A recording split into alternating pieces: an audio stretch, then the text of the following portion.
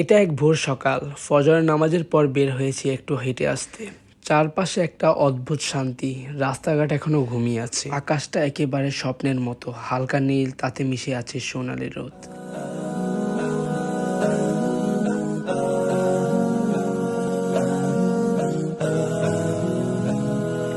হাঁটতে হাঁটতে দেখতে পেলাম গাছের পাতা জেগে উঠছে ধীরে ধীরে, পাখিরা ডাকে একসাথে, যেন নতুন দিনের ঘোষণা দিচ্ছে। ওর এখন সকাল 5টা আর এখনকার ওয়েদারটা জাস্ট ওয়াও।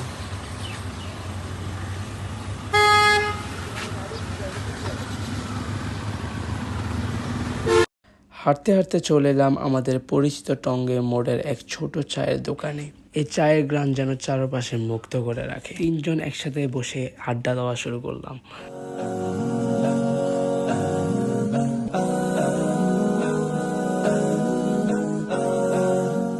পরিচয় করা দিয়ে তোমাদেরকে, সে হচ্ছে অপু, সে হচ্ছে সাজ্জাদ, এবং যাকে এখন দেখতে পাচ্ছে সে হলাম আমি। এই যে দেখো, চা বানানো হচ্ছে। দোকানদার আঙ্কেল খুব যত্ন করে বানাচ্ছে প্রতিটা কাপ। এখানকার চা শুধু পানিই নয়, একটা অনুভূতি।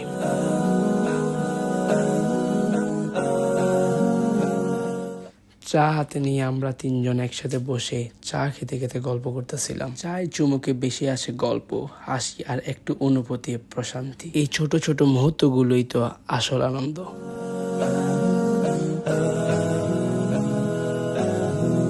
সকালটা শুরু হোক এমন কিছু নির্মল অনুভূতি দিয়ে।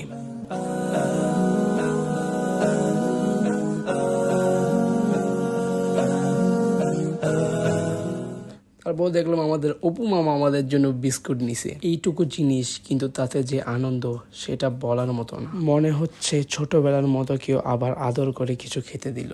বিস্কুটটা খেতে যেমন ভালো লাগছিল, তার চেয়ে অনেক বেশি ভালো লাগছিল সেই ভাবনা, কেউ আপন করে কিছু দিল ভালোবাসা দিয়ে। এইরকম অনুভূতিগুলোই দিয়ে আসল সুখ।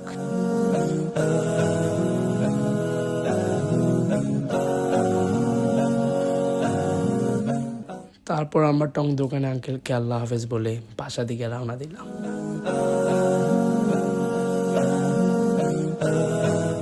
ভোরের গ্রান, আকাশের রং আর এক কাপ গরম চা, এই ছিল আমাদের ভোরবেলা।